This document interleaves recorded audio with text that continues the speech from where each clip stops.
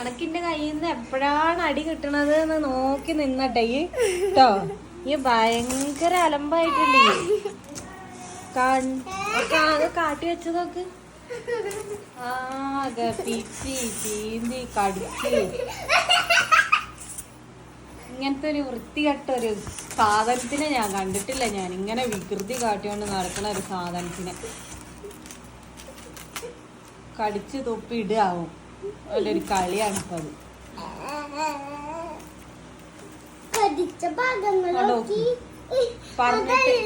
പറഞ്ഞിട്ട് എന്തെങ്കിലും ഒരു തോന്നുന്നുണ്ടോ നോക്കി.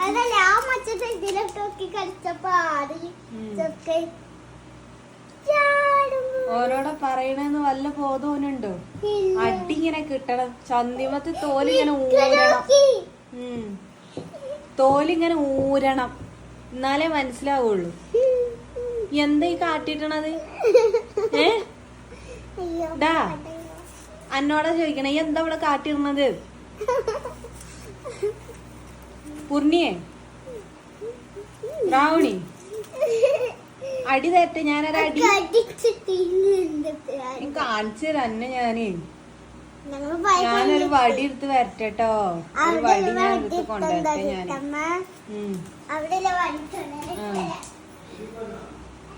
ഇനി വടിയൊക്കെ കണ്ട് പേടി ഉണ്ടെങ്കിലല്ലേ.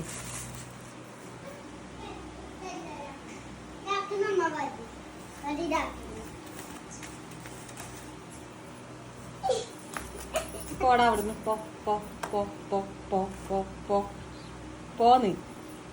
പോന്ന് എന്താ ഈ കാട്ടിക്കൊണ്ടിരിക്കണത് ഇവിടെ? എന്താ കാട്ടിക്കൊണ്ടിരിക്കണത്? ഇപ്പൊ ഞാന് ഊരും. ഞാൻ ഇവിടുത്തെ തോല് ഇപ്പൊ ഞാൻ ഊരും തോല്.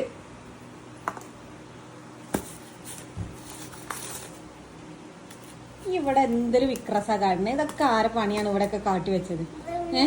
ഇതൊക്കെ ആരെ പണിയാ കാട്ടി വെച്ചത്? ചന്തി എവിടെയാ? ചന്തിക്ക് ഒരടി തരട്ടെ. ഞാൻ ചന്തിക്കൊരടി തരട്ടെ. വിക്രസ് കാട്ടിയിടാ പണി. വിക്രസ് കാട്ടിയിടാ പണി. ഒരു ഭാഗത്ത് ഇരുന്ന് എനിക്ക് പണി ഉണ്ടാക്കി തരാ. എനിക്ക്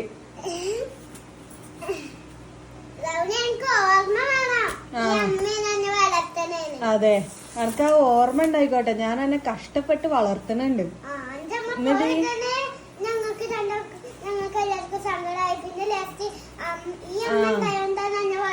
അതെ, ഞാനാണ് എന്നെ വളർത്തി വലുതാക്കിയത് എന്റെ അമ്മ പോയതിന് ശേഷം. ആ ബോധം എനിക്ക് ഉണ്ടായിക്കോട്ടെ. എന്നിട്ട് ഈ കാട്ടിടുന്ന പണിയാണ് ഇതൊക്കെ. അടി കിട്ടണമെങ്കിൽ എന്റെ കയ്യിൽ നിന്ന് അടി. ഇങ്ങനെയൊക്കെ ഓരോന്ന് കാട്ടിട്ടാല് അടി. ഈ ചന്തിമത്തെ അടുത്ത് തോല് ഉരിഞ്ഞു. എനിക്കെന്റെ സ്വഭാവം അറിയില്ല ബ്രൗണിയെ.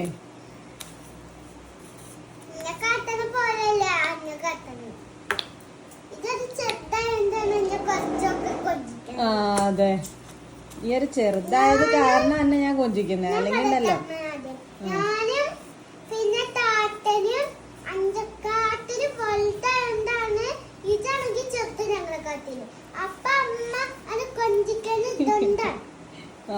അതെ,